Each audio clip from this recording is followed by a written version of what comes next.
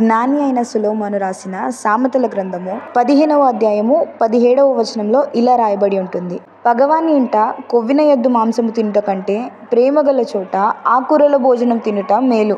మన శరీరానికి కావలసిన పోషణ అంతా దొరికే స్థలంలో మనం ఉన్నా ఆ స్థలంలో మన మనస్సు అధికంగా గాయపరచబడి ఉండొచ్చు.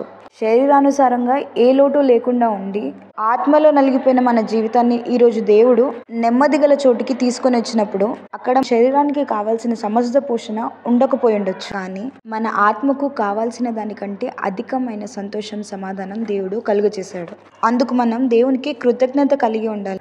ఇంకా పగవాడి ఇంట్లో నువ్వు పొందుకున్న సుఖాన్ని జ్ఞాపకం చేసుకొని చింతించొద్దు. మోషే ఐగుప్తు ఫరో కుమార్తె యొక్క కుమారుణ్ణి అనిపించుకోవడం కంటే దేవుని విషయమైన నింద గొప్పది అని ఎంచుకున్నాడు. దాన్ని బట్టే మోషే ఇశ్రాయేలీలకి గొప్ప నాయకుడయ్యాడు. ఈరోజు అల్పమైన వాటి గురించి చింతిస్తూ నీ ఆత్మ పొందుకుంటున్న సమాధానాన్ని, ప్రేమను మర్చిపోవద్దు. హల్లెలూయా.